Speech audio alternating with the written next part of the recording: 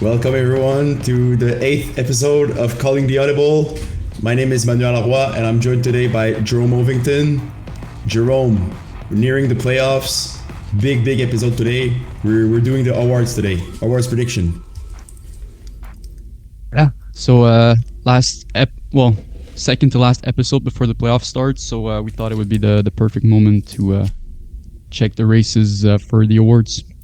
So just a little so everyone knows, we will do QB of the year, defensive player of the year, and offensive player of the year. We're just gonna leave that two-way player, that coveted award, for the last episode of the regular season. So next week we'll go back to the two ways because we gotta look. There's still the race is still up, but we're still gonna do our predictions for all the other awards. So before we start, big announcement: the ratings are out. So you guys can go check the different ratings for the winter 2025 season. As you can see on the page right here, if you want to check the rating, you can just go up there and select the season right beside the search bar and just select the winter. And you can now pull up in the player search. Let's see, Jerome Ovington, he's now a 90 offensive rated. So not bad. He's just him at this point. Up and coming. Still up and coming. But yeah, so look at that. If registration also is opening tomorrow. So when you're gonna look at the podcast, if you listen to the podcast on Sunday, November 10th, registration for winter 2025 seasons will be open. So you have a couple days just to figure out if the rating fits. If not, you can always ask for rating adjustments for your team if you want to fit in a certain division.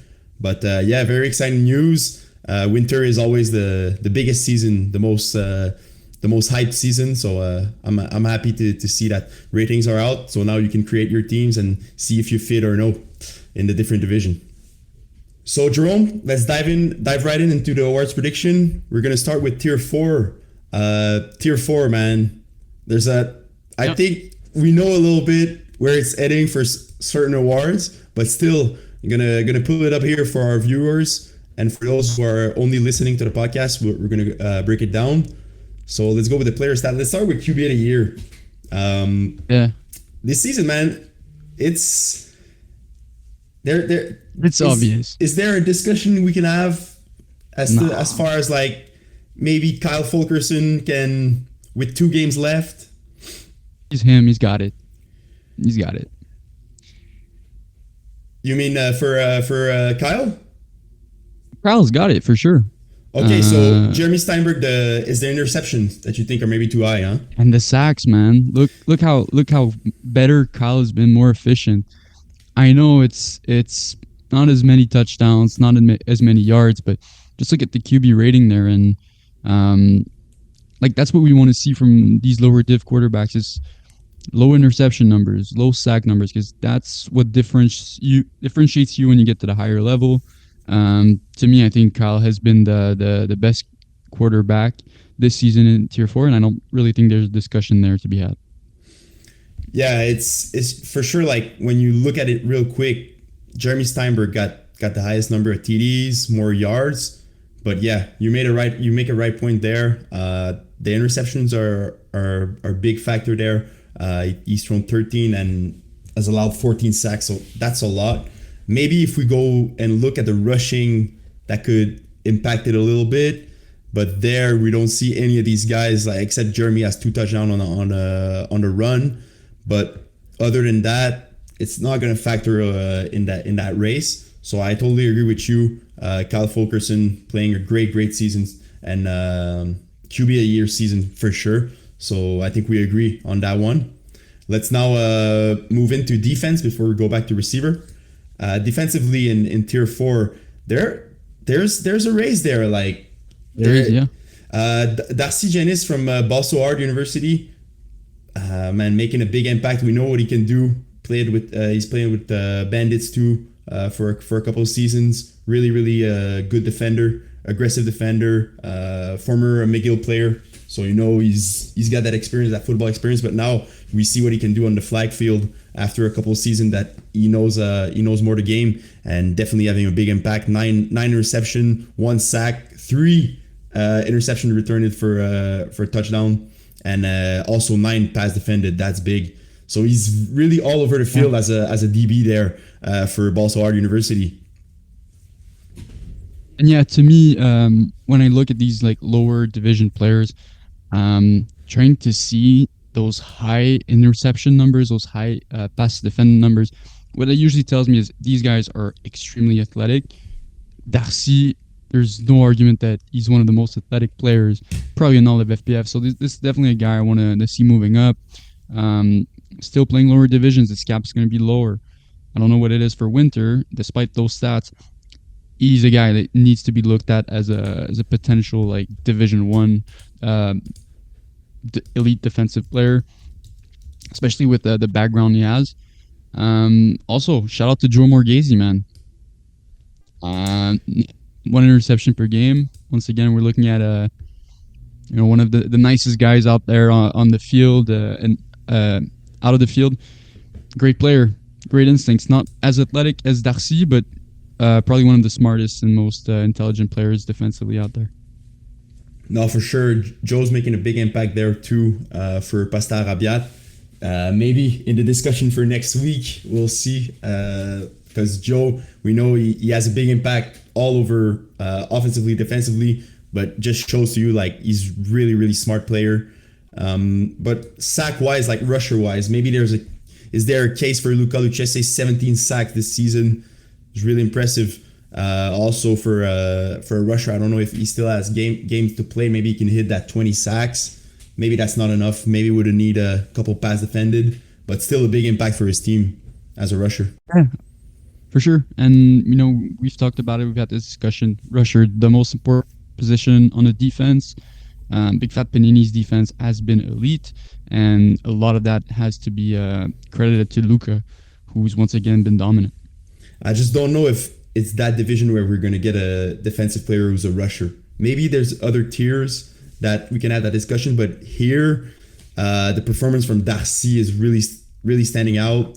Also Joe also standing out there, but there's a ton of good players in tier 4, man. Like it's really really a good division. Like, and as the season went along, we knew more of the guys. We saw the names come back up in the game sheets and in the stats. So now we know a little bit more of these guys. We're gonna segue into receiver of the year right now, and man, we know that guy. Everybody will know that guy, and he's that guy right now for Me Machine. Andrew Steinberg, breaking records. I think I don't know how many games left they have. 1. Okay, so they have 1 game left against the Diddlers, and we know how the Diddlers season is going. Not really the best season, so that might be that game where he breaks out that 1,000 yards receiving. You think he can? He will.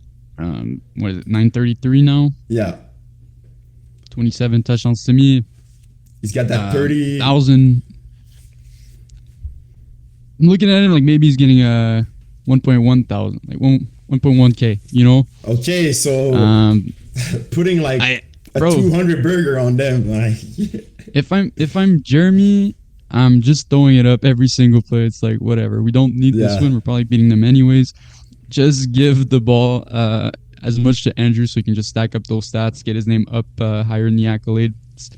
But yeah, I mean, what if though? What if you didn't miss those 2 games, man? We're looking maybe at like 1,500 yards. Who knows? Like the record. It's crazy, man. Like, but yeah, we talked about Andrew Poitras during the season. Mm-hmm. It was a guy that was leading that race. Was at the top of that race in the middle of the season, but just couldn't get that same production that Andrew Steinberg does. But Andrew Steinberg is like, you don't see that often, so you got to give credit to Andrew Poitras, as like those type of numbers usually like get you pretty close to it is good enough to win that receiver of the year. But just those stats from Andrew are just incredible. So that's tough for the other guys. Better luck next year. But Andrew, man, you pretty much got it in the bag. Congratulations on your team, and he's contributing to his team's success also. Like, they have a great record, 5-2-2. It's just those two ties that they have that are a bit surprising. Would have maybe expected them to have a better record, but still good record for them for Mean Machines. So yeah, Jerome, let's now go into tier 3, and let me bring tier 3. So now I have looks like I'm still in winter. Just let me. So in tier 3, I want to look to start. I want to look to start at the defensive player of the year in tier 3. Sure.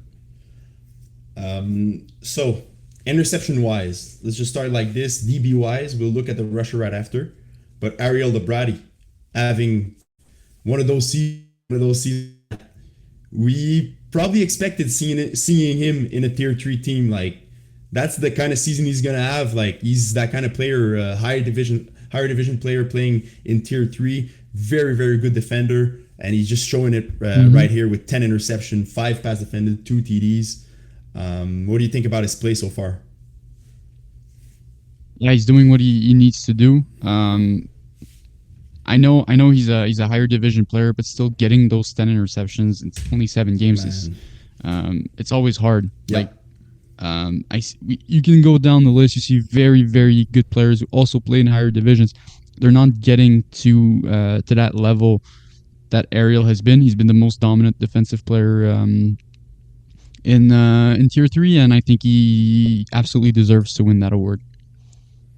Yeah, and if we look at the sacks, Jeremy Steinberg is still at 20. It's at 20 sacks right now for Toon Squad. 3 pass defended, so maybe he could get a case there. It's still a very impressive 20 sacks in 7 games played. Like, very, very impressive there. But yeah, Ariel is just all over the field this season. Like, and you made a great point. Like, you're right. Even though you're a D1 player, even though in defense you're still like against 5 other receivers, so you got to put yourself in the right place. And I think he leads that defense very well. He's a very, very smart player, and he's got some moves. He knows how to read defenses. So after he gets his interceptions, like, you got to watch out, because he's trying to bring that back for 6 for sure every time.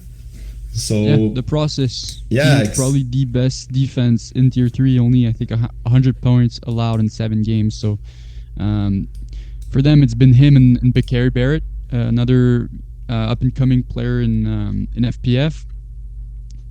So to me, this is maybe a team that we're looking at as a potential contender. Well, absolutely, but it's going to be very hard for offenses to score against Ariel, against Bakary and the other players. So yeah, a team to watch out for come playoff time for sure. Yeah, it's the roster they built. Very, very smartly built their roster, because yes, they got Ariel, but Ariel at 80.3 is really good for his skill. You get a very, very good player for not that high of a rating, and then the rest of the guys are apart from Noah are pretty much in the 60s. So they found some really great players at a cheap price, and most of the time that's how, like, you win those championships. You have them teams that earlier in the year, maybe we're going to look at them, it's not those high-rated players, but players that are a little bit more unknown. I think about a guy like Danny Coulomb from your team in Division C. Lesser-known guy, lower-rated, but MVP of the finals. Like, you need those guys so Bakary Barrett is a great example there, playing very well for this team.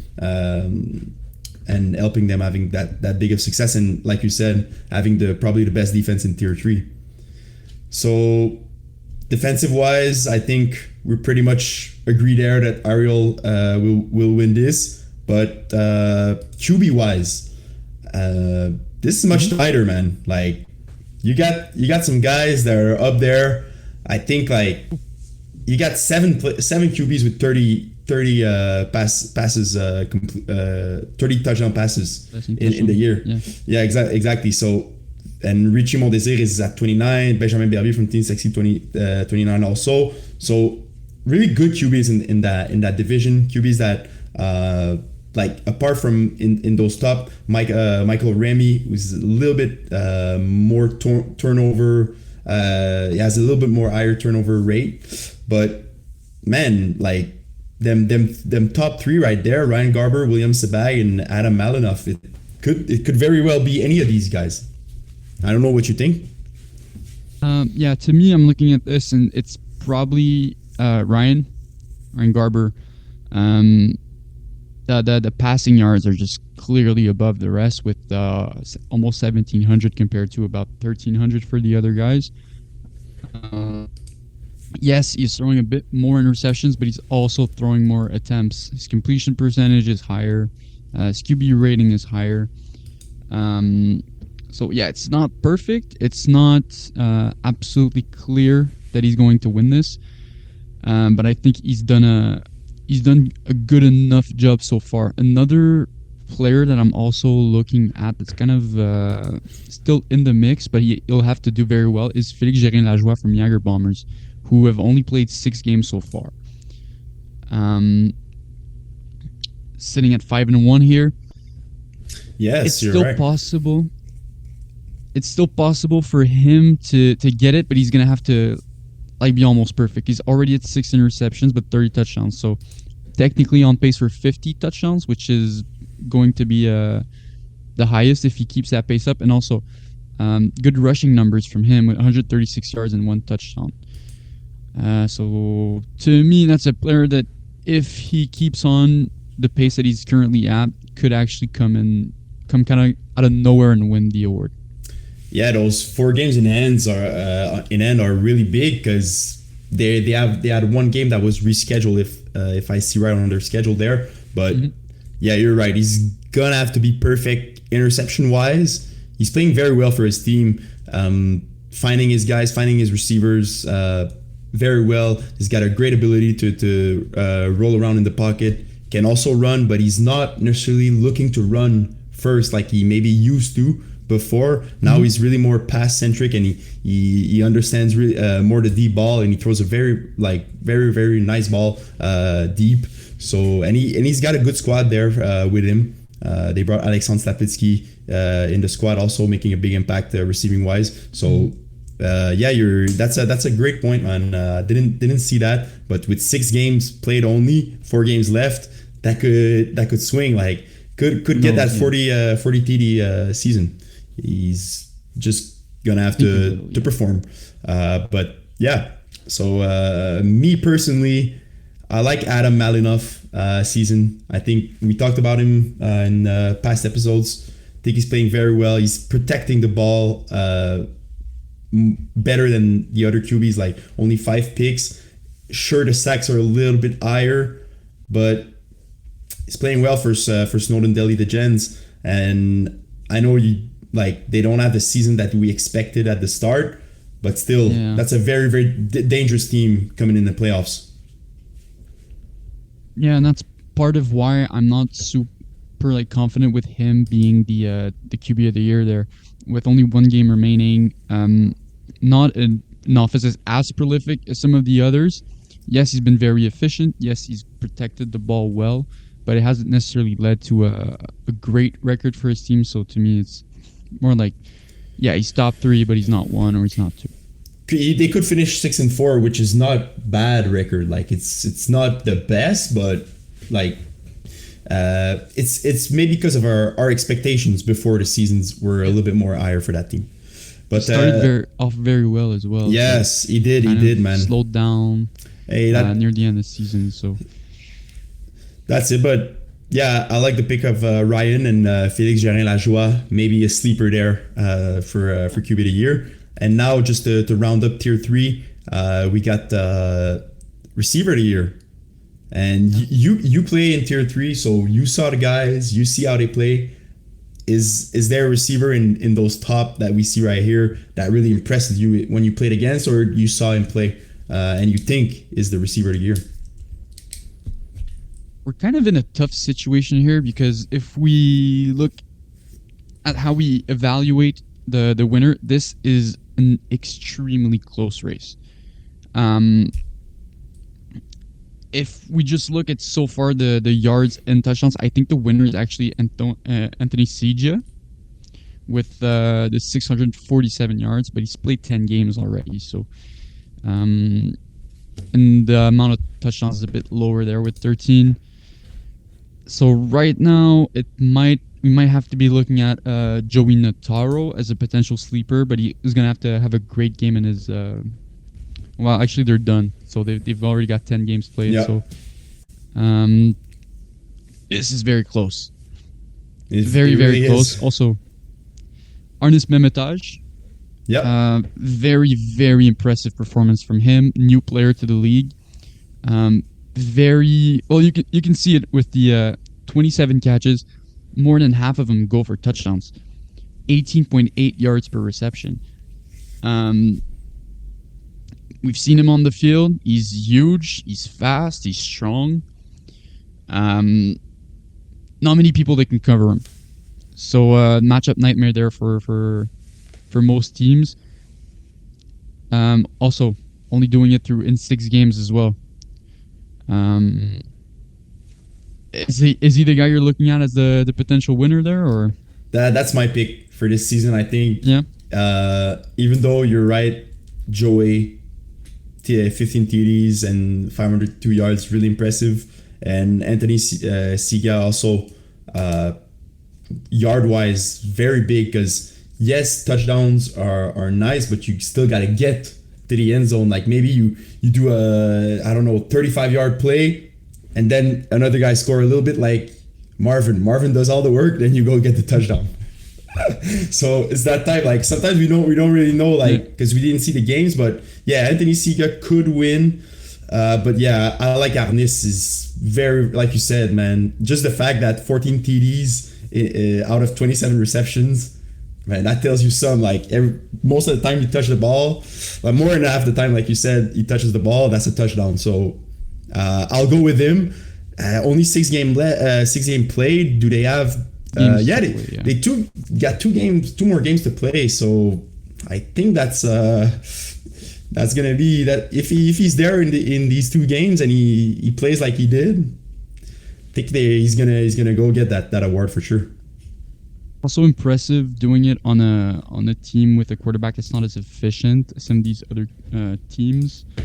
Michael Remy. Michael Remy, high powered, he'll throw the ball up, he'll get some interceptions. So good job on Arnis good job to Arnis for coming down with most of these catches and helping his team score more points. Unfortunately, it's not going to end up with them making the playoffs, but still great performance from him this season. Okay, so there's no chance that he can make it, huh?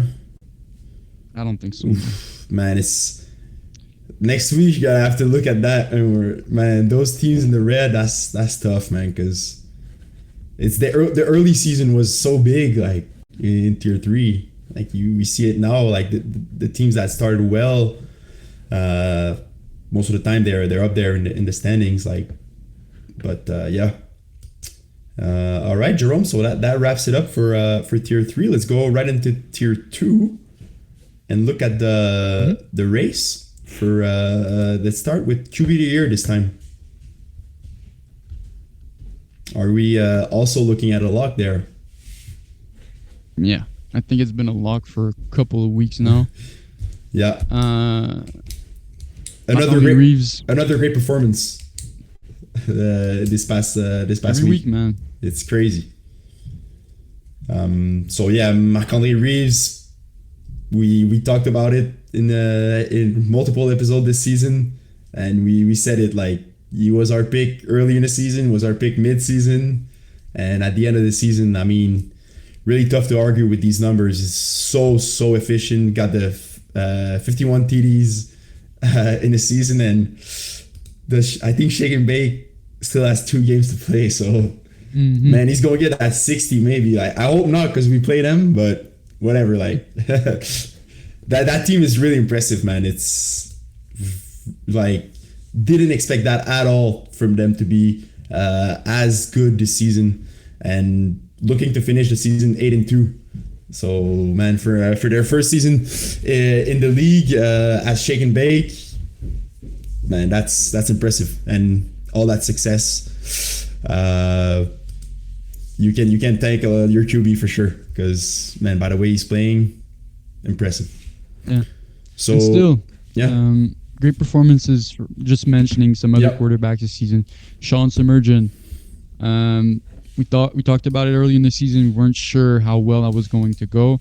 Great performance. Over exceeded expectations. Ben McMahon. Once again, one of the most efficient quarterbacks. See the quarterback rating even higher than Marc-André Reeves. It's led his team to the first seed, I believe. Also, William Power.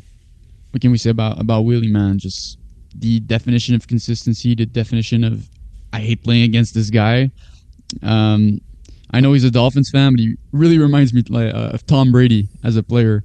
Yeah. I know he's listening to this and he's going to be like, I hate you, but Hey, man. it's just how you play, man. Willie is just like kind of like a robot, always making the right reads, very few mistakes. So to me, it's a great comparison. Also, Simon Duchesne, who's perhaps not had as good of a season as last season, but still one of the most efficient quarterbacks with the highest completion percentage. Always a very tough player to play against. So great season from him as well. Yeah, Will, man, it's a nice 76.9, like 77% completion percentage for Will. Man, that's impressive there. Like, I think his snapper Maximilian Sadori has not dropped the ball this season. Out of I don't know how many targets, but I think he's perfect. So It's 42 for 42. hey, like you can see it a little bit there with the yards per pass, 9.6. So he's completing maybe more of those like 5 to 7 yard gains, maybe a little less. He's grinding the field, but like you said, very frustrating to play against, and he can beat you over the top when he wants. So great that you mentioned all these different QBs. Benjamin McMahon, just in every season he's pulling these types of numbers. Like, we're getting used to this from Ben, like 42 touchdowns, 3 interceptions. Like, I've seen this for the past like 4 to 5 seasons. Ben is throwing like is having seasons like this. So I get why people want to play with him. I get why Sanders joined that team, and they're looking to make a push for that championship, that Vultures team. So passing we done it. Now let's go with defensive before we go receiver. And defensively, it's a bit calm in tier 2. I feel like there's not really a player that I think right away I'm like, okay, he's dominating I defensively. got one. Go ahead. Kwesi Gordon-Mall. We've raved about the infantry defense. I think he's the leader of that defense. I look at these 3 pick sixes from him, 7 interceptions. Didn't play last game versus Arouche. Game we have to talk about. This was the game that infantry thought they couldn't lose, and they did. And Kwesi wasn't there. So to me, I'm looking at this. They didn't have their leader. If Kwesi's there, there's no way they lose. So to me, I think the impact that he's had on this team defensively and the stats to back it up, there's no doubt in my mind that he's the winner. Yeah, I agree. Yeah, looking at the stats right here, you're right. Seven interceptions, three touchdowns there, and maybe one of the big reasons why Arouche were able to beat them, the fact that he was not there. So yeah, Kwesi probably is gonna go with this, gonna win this award. I still got Marvin Steinberg. Still got 2 games to play. We never know what he can do in these 2 games. Marvin, he's that dog on defense. He's always hunting for picks. So that could be another guy to look at. James Langshaw just hasn't played. Like, he has missed a couple games, so that's hurting him. But 6 interceptions in 4 games, very impressive from him. We know that kind of player he is in tier one, also making a big impact for his team. So yeah, defensively, I think we're looking at Kwesi or Marvin this season. And let's go for receiver. So receiving, man, so much talent there, bro. You think it's over? Rory has it in the bag? Bro, come on now. He's got the touchdowns, got the yards, 724. Dominant performance all around offensively from him. Not really an argument that he was the best receiver in tier 2. The infantry's offense was ran through him. Yep. He was efficient. He was dominant. So to me, I think there's no question he's the winner. Yeah, I agree. Just man, so good at finding spots on the defense, running those in routes that he runs so well, and he's got a big bag of tricks as a receiver. Just that connection with his brother, we saw it on full display this season. But it's like the second guy. Just think about it. The second guy in touchdown, right behind him at 13 touchdowns in 6 games, Danny Coulomb, only has 18 receptions, and that is unbelievable. Like, this guy touches the ball, he scores. Like, it's crazy. He's a weapon. Dominant player. Like, of course, we've been able to see him playing with him. Very strong. A player that you can't really guard one-on-one. Like, you need to bracket him. If the ball's going up, he's getting it. Also, very dominant player defensively as well. QBs don't want to throw his way. So, yeah, he's not going to have as many yards. Only has 25 targets. Like, with the targets that he's had, he's been one of the most efficient players. It's just the fact that Idaho spreads the ball so much is the only reason why he's not, like, in that conversation. But if there were less options for that team, yeah, he's definitely one of the players we're looking at, like, to win that award. It's just he's not getting the targets. Almost, he has less than a third of Rory Submergent's targets, and yet only 2 touchdowns behind. So very impressive there from him. Yeah, man, and just a machine there, scoring a touchdown. Like, better watch out because he's creating magic every time he has the ball in his hands. But yeah, you make a great point. Brady Owanessian, he's not necessarily forcing the ball to any receiver this season, so it's tough for any player in Idaho to really stand out yard wise, but touchdown wise, man, that's so impressive from him. But other than that, like, just to point out, so many great receivers in tier 2. Look at this, like, a bunch of receivers with eight receiving touchdown and more. That's cool to see, man. Like, we've got a bunch of ballers in tier 2, a bunch of guys that higher div players, like, well, tier 2 maybe is considered a higher div. I don't know what you think about it. We'll see. But bunch of players that play D1, D2 in the winter, and we've got some guys that we didn't know maybe before the season, didn't expect maybe to be there. Anthony Drysdale having a great season there for Vultures.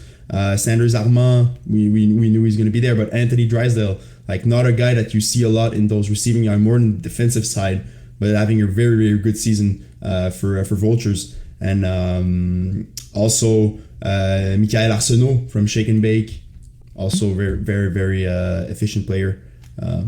But yeah, and so I think we covered it all. Next week we're gonna look at that 2-way. So there's still games to play, so never know what can happen there. But I think we have our predictions done for tier 2. Let's now go into tier 1 to wrap up the men's tier. And let's start with QB of the year. Is Steven Aripasad, after starting 0-3, is going to be the QB of the year this season? He will, and it's fully deserved. Yeah. Like, I think this might be Steve's best season in a while. And the efficiency, the very low amount of of interceptions thrown. Yeah. he's just been great. Like Steve has always been like very very good. He just maybe hasn't been able to hit that level, that Meyer level, that Wyeth level. But he's really turned it up this season. He's up the efficiency, and you can look at his stats throughout the seasons. The interception numbers are as low as they've ever been. Yeah. He's never really been as efficient as he is right now in Tier 1, which is a tough division playing against these very good defenses. So fully deserved there for me, for Steve there. It's not really an argument to be made for anybody else. He's my pick through and through. For sure. I mean, those low picks, like low interception in that he had this season is really really impressive. Like 72%, 73% completion rate. It's just Steve playing out of this world this season. Joe Meyer also playing great. Jeremy White, Jeff Rosenblatt also touchdown wise throwing 41 touchdowns. Maybe a little bit more interception that we would like to. Personally, because we play with him, but also for his award race. But Steve, man, very very impressive. Especially like I said to at the start, starting 0-3. I think they did start 0-3, and he just turned it around completely. Like from night and day difference on how that team is playing right now. And big reason for that success is because of Steve, and he's very very smart. Careful with the ball, knows when to take his shots, knows when to hit it deep, hit short. I agree with you. Receiving wise, are we looking at James Drysdale getting another award, or maybe Sanders Armand? It's hard. It's hard to say, because the thing is, you can only win the same award in one division. You can't win Receiver of the Year in two divisions, and we'll get to it eventually. I think James is leading in 5v5 competitive. Yeah. I'm not sure. No, you're right.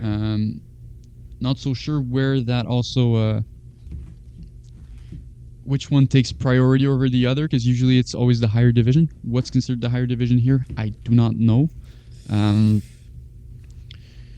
So yeah, that's a decision that will be made for the league, not mine. But right now, yeah, he's the clear favorite. More yards, leader in touchdowns. Not really an argument to be made there. But if not, maybe who else? I mean, JD Chevalier is having a big impact. It's just the yards are a little bit less. I think he missed games too. Jonathan Garfinkel for KGP always has a big impact, but not played as many games. Rory Semerjan, very, very, very good this season. 33 receptions on 40 targets. So hasn't dropped many passes, or not many passes have been incomplete thrown his way. You're also having a great season with Jeff. I think you only played 5 games. There, yeah. It says 6, but I think you were injured for one of them.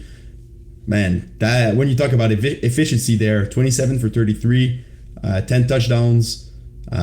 You're a big reason of our success. And you and James are 1-3, so like you both are contributing in Run It Once, being able to win those games. We're winning still tightly, but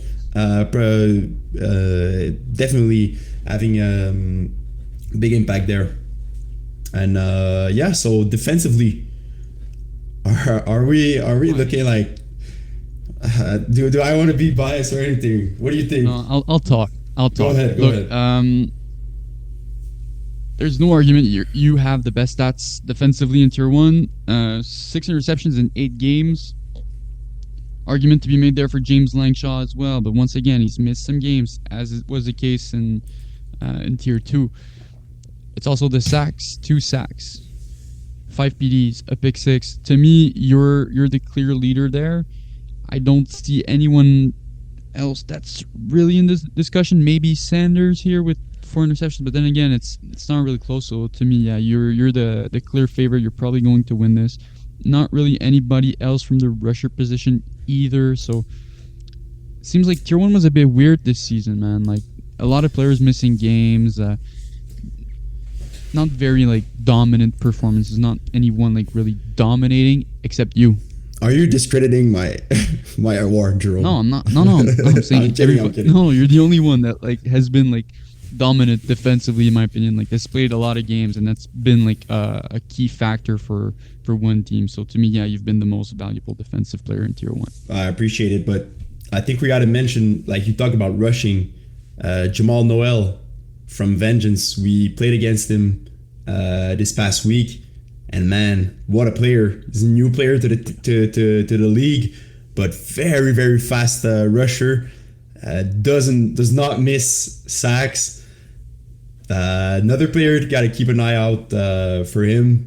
If he stays with Vengeance or that Kevin White's team, whatever name is gonna be, that's a great addition for him. Like having a rusher like that, that's big, man. Like we said, we always say a rusher is the most important position. He could truly be one of the top rushers in winter if he plays. Yeah, and So go ahead. I was also guarding him during the game. Extremely fast. Yeah. We played a bit of man, and I was not very comfortable. I was giving him like 8-9 yards. I know I'm not the fastest player.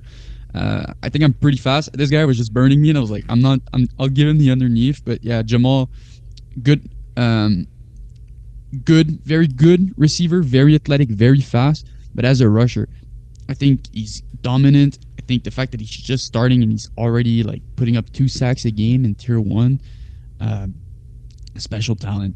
Yeah. Definitely. No, for sure. So yeah, that wraps it up for the men's tier. Let's go into the women's division, Jerome, and look at the award race there.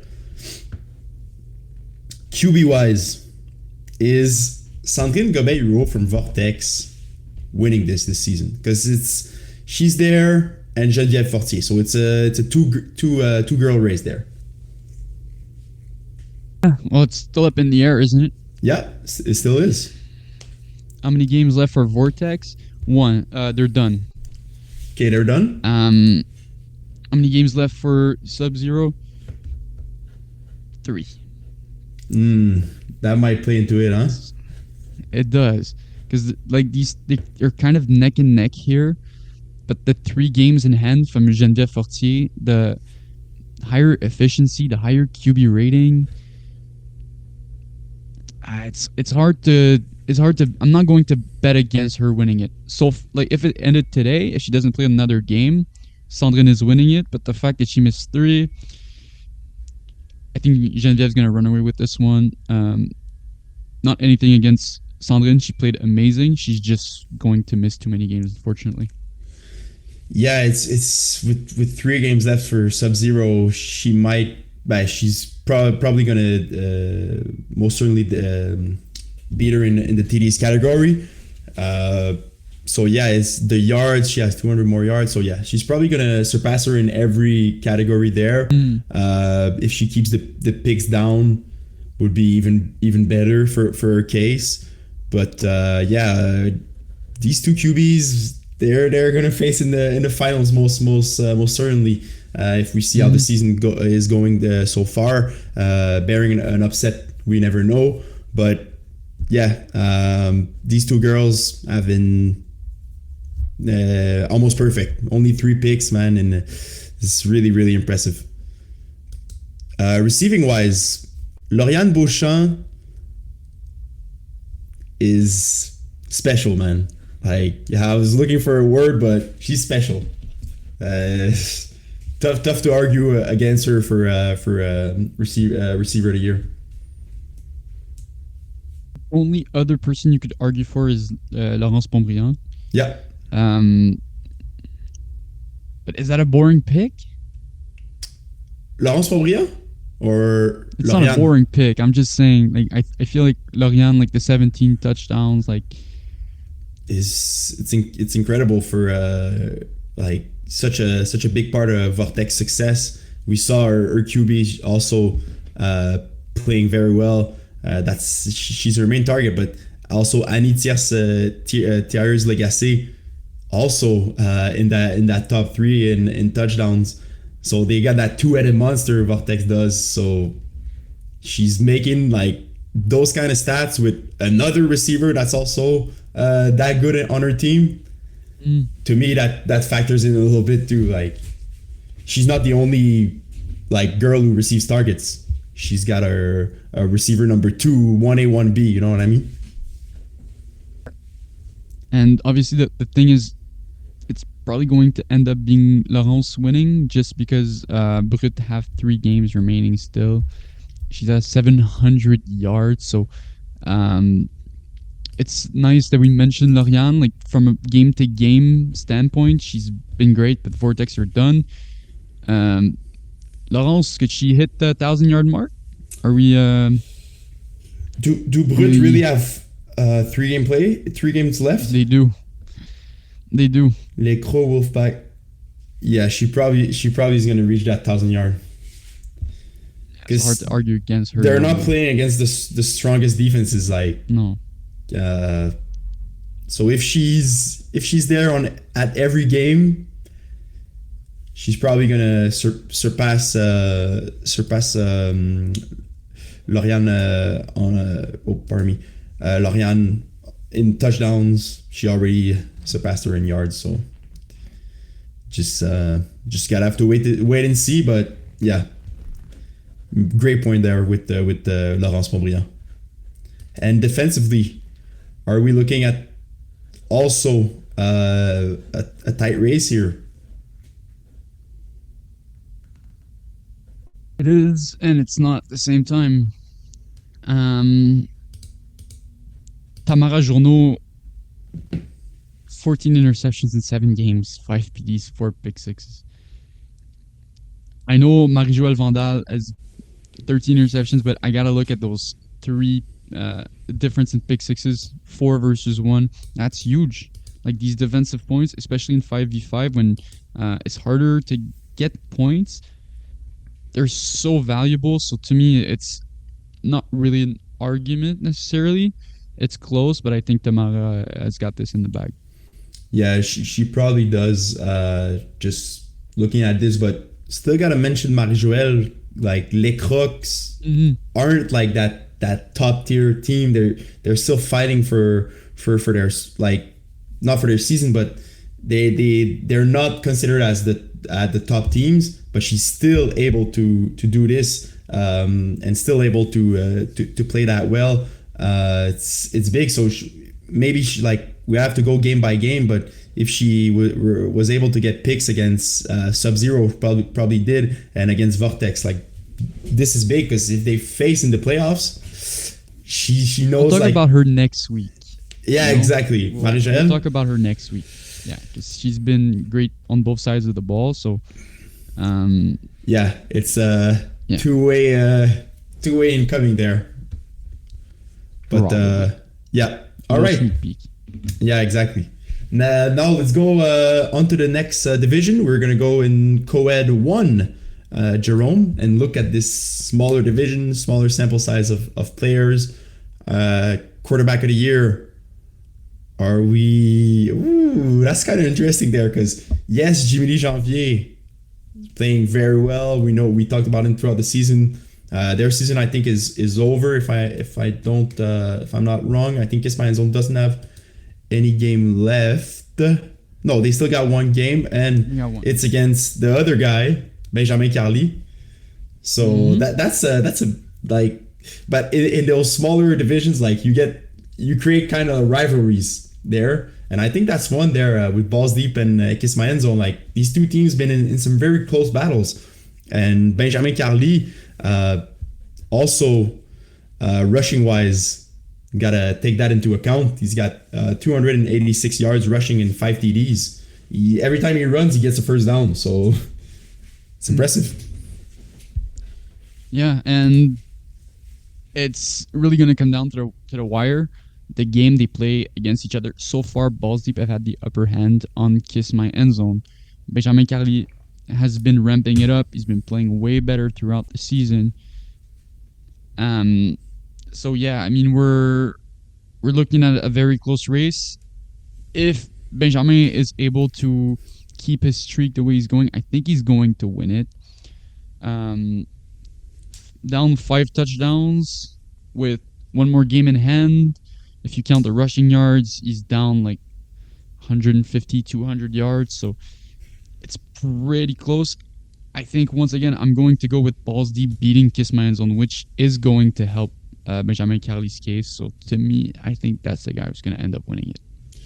Yeah, you make a great point there, but Jimmy Janvier, yeah, it's gonna be tight, but amazing performances from both of these quarterbacks this season. For their first season really playing in co-ed 1, it's impressive, man. Like Jimmy Janvier has found a way to lead that team ever since Iggy left. I mean, he's got back right into the place of Iggy and performed well. So that's a tough thing to do, man. But yeah, okay. So let's go defensive player of the year. Great. Is Maxime Brissette the guy with six pick sixes? Yeah. How can he not be? Yeah, man. He's got my vote. He's got my vote. I hope he does. That's 6 pick sixes in 7 games. Have we ever seen that? And because this is a high division. This is co-ed 1. It's not easy to get a lot of picks. You can see it. No one else with more than 4. And he's at 10 and he's got 6 pick sixes. He's got more pick sixes, 2 more pick sixes than anybody else's picks. Wow. Just dominant, man. Very, very impressive. I wanted to mention Salim. Still, we talked about him, I think, last week. Also a big factor defensively for Fit Squad. Is just to win that award, you need that impressive stat line. And he still has a very nice stat line with four picks, three pass defended, and 21 tackles.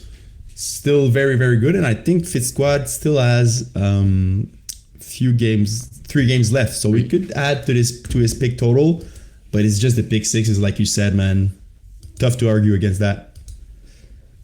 And on the female side of the ball, yes, you're right. For females, we're looking at a rusher here. If you want to put up those sack numbers, Alexis Galarno, who's been one of the top female players in co-ed for a couple of seasons now. Once again, helping Fit Squad be one of the best defensive teams. Her impact as a rusher has been felt. I feel like she's been the most dominant player the most dominant female player defensively. It's not even close. Yeah, you're right. She's big factor in that Fit Squad defense. 9 sacks, man. That's huge for that team. Now, receiving wise, like Isaiah Allard for sure. The winner there. I think there's no arguing there. But I want to look at the woman in that division. Alexis Bouchard, Emma Langlois. Top 5, top 6. That's nice, man. You don't see that often. Like girls in those top receiving. It's always most of the time it's more the guys there. But they've been very, very good this season. These 2 girls. Yeah, and it was mostly Alexis Bouchard who was the dominant receiver, not male or female for balls deep. But last week versus Grosse Gugut, Emma Langlois completely exploded for 8 catches, 98 yards, and 5 touchdowns. Wow. So she got her name up there. She wasn't in that race like before last week. Now she's leading it. It's crazy. It's very, very impressive performance there. 5 touchdowns in a game, like you don't see that often. Emma Langlois just dominating there. So I had to bring the girls because I think there's a best female player in co-ed Yes, we are. if I'm right, and we're probably looking at either Alexis, Emma, or defensively like we talked with Alexis Galarno. So we never know what's going to be there, but these girls been balling, man. Yeah, who would you give it to? For best female, Yeah. um, I think I'd have to go with Alexis Bouchard, just for the fact that throughout the season she's been so consistent. She's been playing very, very well, uh, taking that role of that number one receiver for balls deep, and being a very reliable target for Benjamin Carly. So I think she wins it, but never know, man. With Alexis Galarno and her impact on defense as a rusher, that could also be big there for that For sure. woman best women player. And okay, so that wraps it up for co-ed 1. Co-ed 1 still has a few games left, so we're gonna figure out the exact standings for the playoffs, but we pretty much can confirm the teams that are in. Only Großgugut are gonna miss the playoff this season in co-ed 1. But all right, so only co-ed 2 left in the complementary divs. Oops, I'm bringing up the standings, but let me bring up the stats for you guys.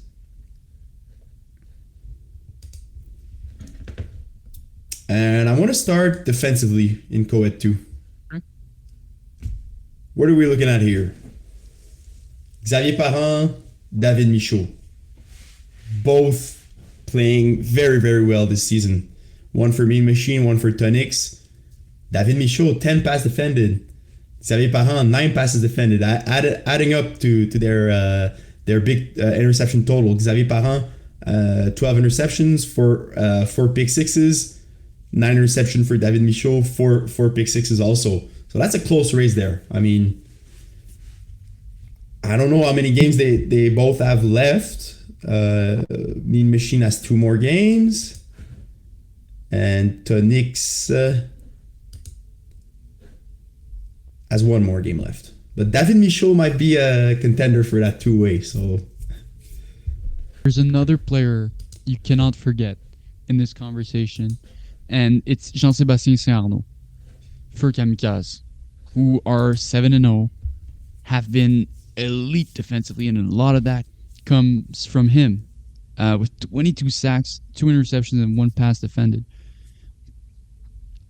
If we look at this, it's almost 3 sacks per game from him. yeah. Well, actually, it's more than 3 sacks per game from him. It's so to me, usually the rushers are kind of underrated when it comes to this. These races for defensive player of the year. It's very close between him and Xavier Parent.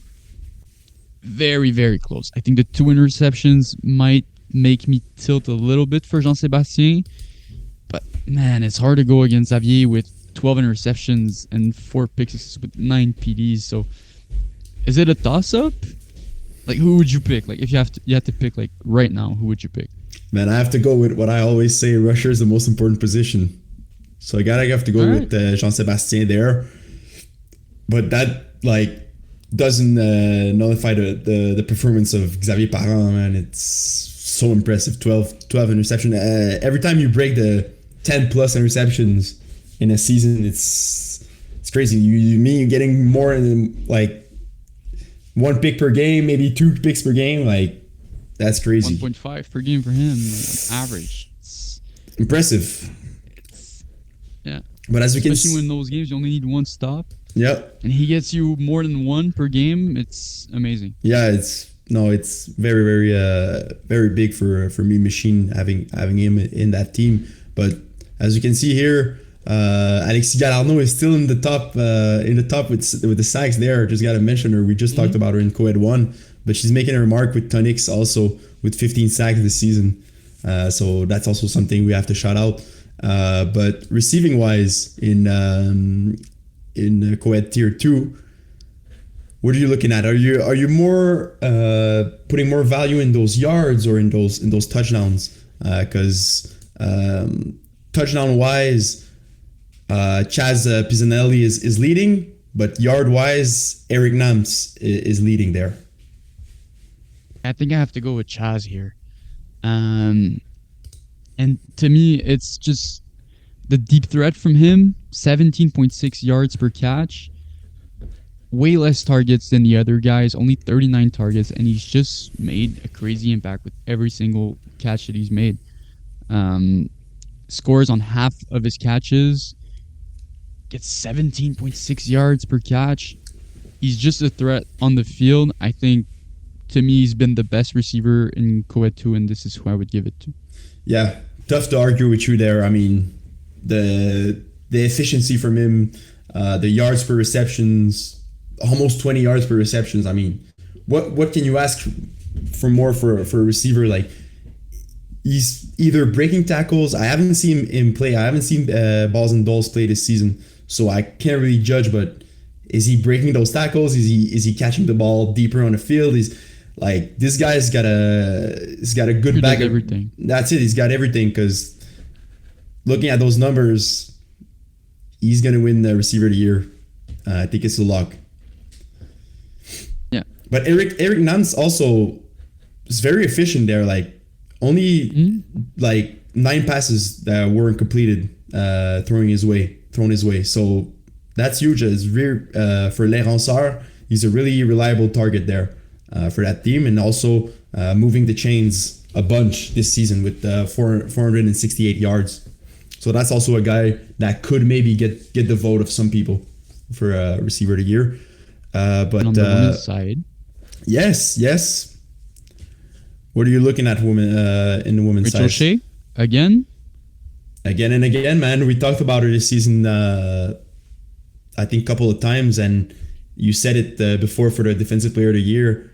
You talked about Jean-Sébastien having a big impact for Kamikaze that are 7-0. She's doing the same thing on the offensive side with 10 touchdowns, almost 400 yards this season.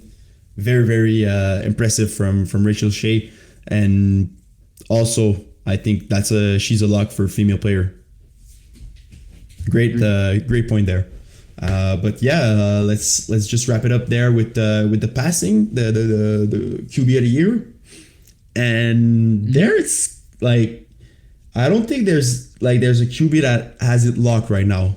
I think it's still to be decided in Co-Ed 2, but I want to hear your thoughts about who you're thinking is the favorite in your eyes right now. It's hard to argue against Sanders, because it's also not just the passing yards; it's also the rushing. Almost 500 yards rushing from him, 5 touchdowns. So I'm looking at him and Alexandre Solipsky, who's actually the leader in quarterback rating, I believe. A player we talked about having efficiency issues, turning his game up this season. He struggled with low completion percentages. Now he's up above 60%, something that I wasn't expecting to happen this season. He still gets sacked a lot, but only 5 interceptions. He's getting away with it, and it's been great improvement for him and his team. Who's going to carry the boat? It's not a team that we were particularly. We're kind of hyped about it, but we weren't necessarily putting them in that contender tier. I think Alex's step as a quarterback has put them in that contender tier. Yes, Sanders to me might have it's probably been a bit better than Alex, but in terms of expectations that exceeding them, I think Alex to me is the most impressive player there. Yeah, you make a great point with bringing up Alex Saplitsky. Also one a favorite of mine for there, but Sanders, gotta mention it. Like, I saw him play a couple times QB. I was like, okay, yeah, he's good. But now I played against him. He subbed quarterback for Vengeance for Kevin Wyatt. Man, that's big shoes to fill.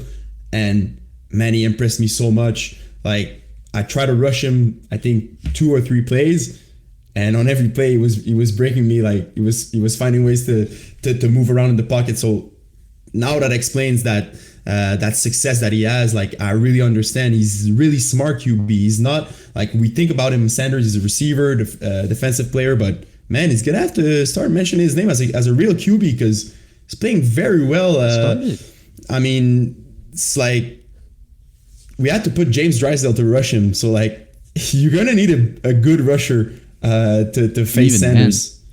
It was Even tough. then. Like James even told us after the game, like I didn't know what to do. Like it's not a usual like Al Sanders moves very like unorthodox, but it works. And you don't think for a guy like that big, that muscular and tall could be that fast and that shifty, but he is. So like makes him very very very dangerous. And the more he gets to practice on his throws and on his passing game, man, that's a guy who can see throw in Division 3 in winter. Like you never know, man.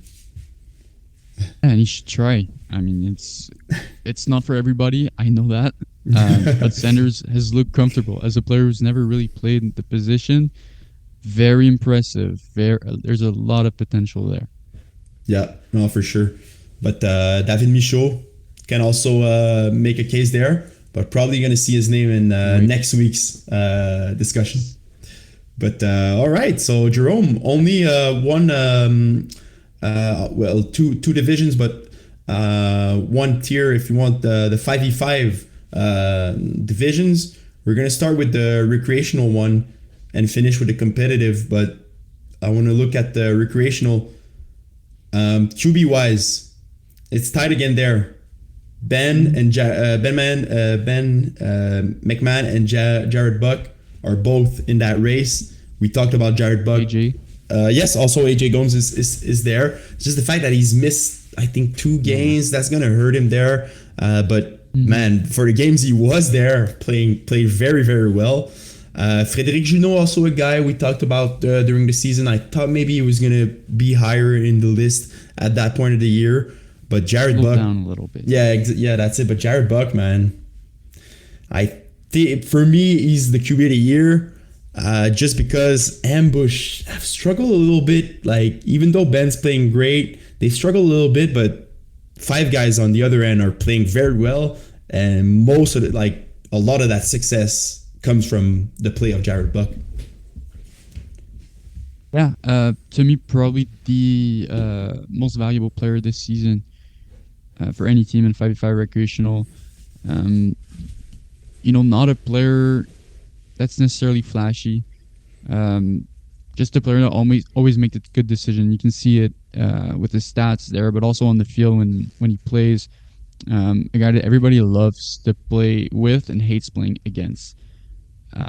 So yeah, to me, I feel like the impact goes perhaps further than the stats. 6-2 record in a game that he's never played. He's never played the 5v5 format, and it was natural for him right away. So to me, most impressive player this season.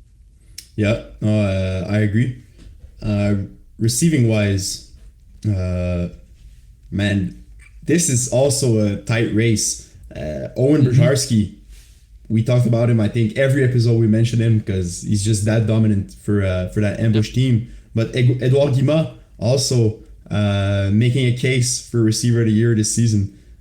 Just big impact on that 5 guys team. He's the number 1 guy for Jared Buck.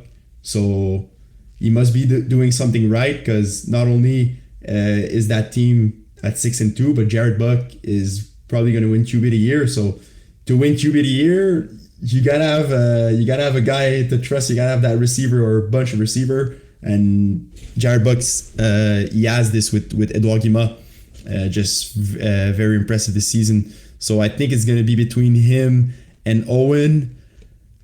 I don't want to say Marvin because It's missed too many games.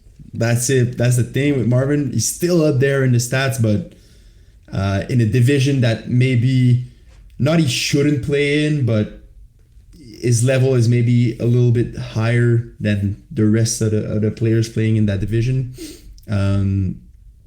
So I don't know if that factors in the awards, but still, Owen and Edouard, that is between these 2 guys for sure. Owen is the yards there, man. It's tough I think to I'll beat. go with Owen. Yeah, I think you're more of an Owen guy. I think I'm more Edouard. I don't know. Not necessarily. I really like Edouard's play style. It's not the most imposing player out there on the field, but the instincts are great. The ball skill is great. The route running is great. Very fast, shifty. Um, these two guys are kind of figuring it out at the moment. They're getting to that elite level. Um, they're still up and coming, and this is the perfect division for them to get the opportunity, play with great quarterbacks in Ben and Jared, get a lot of targets, improve their game, and so far they've performed well. So I think both of them probably deserve to win this award. Only one of them will get it.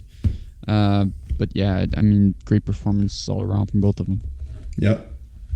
And defensive wise, a guy we talked about for that Vultures team in Tier 2, Anthony Drysdale, having a big impact there. Nine picks this season, leading the league in picks.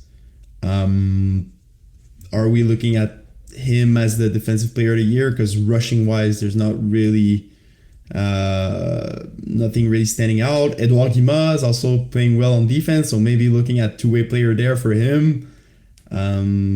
But yeah, I think I Anthony don't want to Drysdale. spoil it, but Yeah, I that's think the thing. yeah. I mean, we talked about it in other divisions. One interception per game, especially 5v5. Yeah, These teams have been scoring a lot. The games have been high scoring. Getting that one turnover per game is huge, and he's getting it on his own. Hasn't brought it back for a touchdown, but not many other people are close to the impact that he's had defensively. So I think, there's not really an argument to be made there. I think Anthony's got this in the bag. I don't know if you agree. I think it's much harder to bring back pick sixes in 5v5 with the Oh, of smaller course. with the smaller field. Like, it's hard, man. Like, I don't know. Well, you just don't have as much space, and I think that's the thing about 5v5 that's very different. It's a more vert game, so obviously like the QBs are going to throw it up more deep. They're going to try to stretch the field. So when you catch the ball, get a pick deep, it's harder to bring back. You don't have as much space to break the tackles. So yeah, it's you can see it like the amount of pick sixes are just way down compared to the 6v6 division. Uh, you're right, because only two pick sixes like is the most this season. So yeah, really interesting there for the awards race in the 5v5 recreational. All players that are gonna get their name called for this winter, like either in different teams. Jared Buck probably is gonna register a team in Division 3. Hopefully, friends with Danny come back. We never know. That's the team. I think Jared Buck's ready for that challenge there at Division 3. I think most of the time he plays Division 4. Maybe he played Division 3, but I think it's time now to make that jump. But yeah, so our last division, the competitive 5v5 division, and So be fast. yeah, quarterback wise, I think That was error. we Okay, talked skip. so we talked about it week in and week out. We talked about his play, about his how he runs his offense. What more is there to say than just going across his stat line? 2,004 yards, 46 touchdowns, only 2 interceptions, has been sacked 6 times only. QB rating of 146.2, and he's almost completing 80% of his passes. Like, he's at 77.7. Is just amazing how his performance this Let's season. talk about someone else. Let's talk about Mr. William Trottier Yes, as a quarterback. He's kind of been taken over for Joe Maher the last 2 games, and he's been better than Maher technically. If we look at these stats, so what are you taking? What's your takeaway from? No, him? you're right, because we talked about the awards and Dan probably added on luck at mid-season from how he played, but Will Trottier kind of like you said, took over that Braves team, or maybe Joe Mauer is away, can't play right now. We don't know what's going on there, but he hasn't missed a step. He just I think if you go look on the Instagram page, there was some highlight from the Braves, and man, he throws it deep. He's able to move in the pocket. He's a really smart player. Really. It's a luxury to, when you're the top QB, like one of the best QBs in the whole flag, in Canada flag, is not there for you. You got Will Trottier that can step up, and if he's the guy to play these next games and to go into the playoffs, man, can he beat that Kangaroos team? I mean, he was able to score, I think, 46 on their defense. They were missing AJ Gomes, they were missing Dan Lazara, but yes, AJ Gomes changes the defense. But other than that, they had all their guys. They had Jean Lee, they had Jesse, they had Serge, and he was able to put like 46 points on them. So I don't know, man. He's scary. They're looking scary with him at QB. Not a bad quarterback backup. No, that's it. Like, it's a QB1 on any other team. Like, so. All right. So receiving, man, I think we talked about it. We talked about James Drysdale, yard wise, crazy, but Jean-Louis Alexis is having an amazing season. Also, is big target. Receivers for Kangaroos, man. Yeah, man. Like before, all of them. If you go by yards, if you go by touchdowns, they're all in the top 7. Yeah. Those 4 starters, they're all there. So Dan has been carrying 4 elite stat receivers. It's kind of crazy. You don't see that often. Like, the top like 5 guys are all from the same team, basically. So it's really crazy how he was able to feed those guys, because if you name each of these guys, they're number 1 receivers on any other team. But he got them all in one team. He's able to spread the ball. He's able to find the open guy, and these guys love playing with Dan. I know that they're gonna be back even stronger in the winter season. But this season they're looking to win it all. I have to beat the big bad Braves, but yeah, impressive there. I think still give the best receiver to James, just because yard wise is just so impressive, and we know what he can do. We talked about it at some point. I think he the best player in the whole FBF. Probably is, man. I mean, tough to argue there. But yeah. Still got to mention, like maybe more of a sleeper pick, but not a sleeper pick, but a guy I still want to mention, Jalen Graves for Poseidon's Kiss. Poseidon's Kiss didn't have the best season this season. They were able to win a few games, were able to be competitive, but he's been a great like player for them. We know what he can do, what kind of receiver he is. So just wanted to shout him out there. But yeah, man, Félix Boutet, 502 yards. Félix Boutet, man, remember his name, please, guys. But yeah, I don't know what you think about that. If there's any other guy you want to mention, but I think that pretty much wraps it up. Kangaroos receivers and James. That's the race there. And defensively, I think also we have also a lot. It's not a race. You just got a guy that I think we mention damn near every episode. We've talked about him every episode, just saying he's the best defensive player of the league, and just shows it there with the stats. Gotta mention there, like in 5v5, those tackles are very, very important. Gap does not miss a tackle. 32 tackles, like you don't see that often. Oh, except the one on Boutet. That's the only one. Yeah. That's the only one, like, but it's tough to tackle Mr. Boutet. So, yeah, but yeah, man, Gab is just so impressive. If we look at the rushers, like Raf Morelli's been there, but it's tough to sack QBs in 5v5. He's got those 9 sacks, but Gab is gonna win. I think it's first of many defensive player.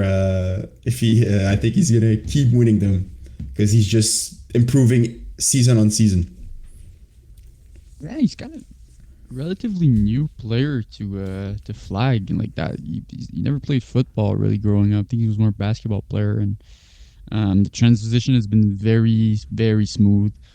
Um, Dominance, pure dominance from him. So yeah, congrats on your trophy, Gab. On your plastic trophy, congrats. I'm just kidding. Hey, it It's might be real plastic, trophies. but it looks nice, bro. It's real trophies. Except yours, your co-ed 2 trophy is it's not a real one though. I don't know what you're talking about. But guys, thank you for listening today. It was a nice show, just previewing the awards. Maybe we're gonna miss some, maybe we're gonna get some. Most of the different awards some were tight, some were a lock, but we'll see. Don't forget, winter registrations opens tomorrow. Get registered for the winter 2025 season, and for the rest of the season, play hard, have some fun, playoffs, baby. Put the place up.